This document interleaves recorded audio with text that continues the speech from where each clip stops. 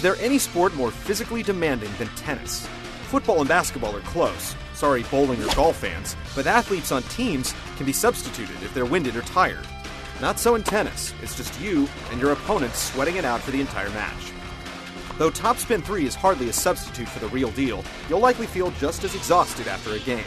A new control scheme will have many casual sports fans pulling a John McEnroe. Game movie.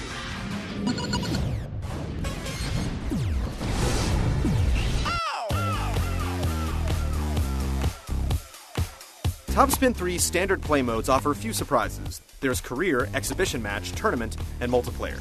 Career has you creating a custom athlete and advancing through 5 skill ranks, from amateur to legend, while competing in monthly tournaments. Winning matches earns you cash and experience points to develop your player skills in the areas of speed, power, stamina, and more. There's also equipment, accessories, and clothing to unlock, but it's merely cosmetic. The Career mode's most glaring problem is the lack of variety. You can't compete in doubles matches, participate in mini-games, sign endorsements, or make any meaningful decisions outside of allocating stats. Outside of the new control scheme, the biggest change to Topspin 3 is a surprisingly robust player creator. You can adjust height and body type, add freckles or tattoos, choose wild hairstyles, assign animations, and even select a grunt type and its frequency. The flexibility offered by this tool helps make up for the game's rather deficient lineup of pro stars. With just 19 licensed players, you won't be able to compete with the Williams sisters, and Wimbledon champ Rafael Nadal is a PS3 exclusive for some strange reason. Boris Becker, Monica Seles, and Bjorn Borg are great choices for legends, but having only 3 is a tease. Pete Sampras, Andre Agassi, and Steffi Graf, and countless others are conspicuous by their absence. The biggest draw for many competitive tennis players will be Topspin 3's online support. Play modes include singles, doubles, quick match, and world tour. Yet there are a few hiccups here as well. There's no skill-based matchmaking in place, so if your character's base stats aren't well developed, you could easily find yourself being schooled. Online doubles matches only support 2 consoles, so you have to actually invite your friend over to team up together. One of the big problems in previous Topspin games, the overuse of risk moves, is still an issue in Topspin 3.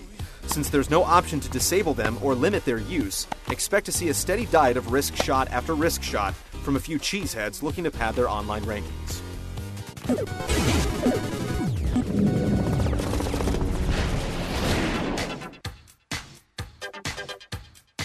To heighten the realism, the developers altered the way the game is approached. Timing and footwork are now more important than ever.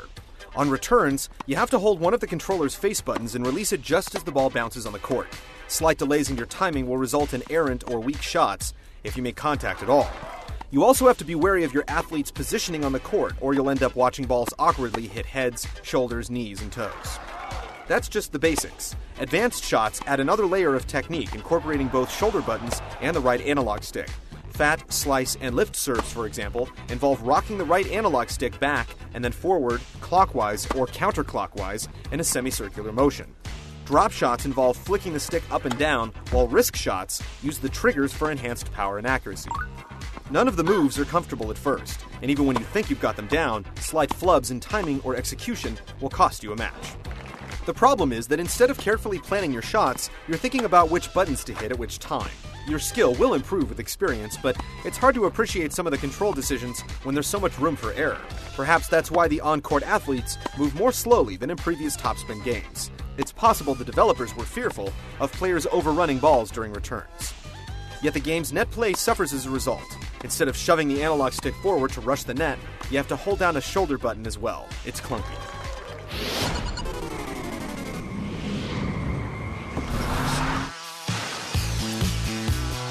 Topspin 3 is the best-looking tennis game released to date. Player models are well detailed, and special mention should be given to how realistic the hair behaves as your alter ego trots across the court. Animations are lifelike and fluid, there's real-time sweat, and the licensed athletes wear authentic, corporate-branded apparel. Over 40 venues are available, and the stadiums offer 3D crowds and dynamic weather. Yet don't expect much in the way of atmosphere. There's no commentary, which would have added some drama to the events, and the crowd doesn't always react to what's happening on the court. Sound effects are excellent, however, as you can anticipate a well-hit ball simply by the sound it makes off the racket. Topspin 3 isn't quite the definitive tennis game the developers were hoping to create. The lack of notable stars, the flat atmosphere, and the by-the-numbers career mode are disappointments. Yet for better or worse, it's the control scheme that ultimately defines Topspin 3.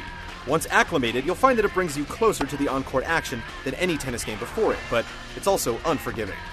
It's a worthy choice for those craving technique and finesse over the grip it and rip it style of Sega's Virtua Tennis.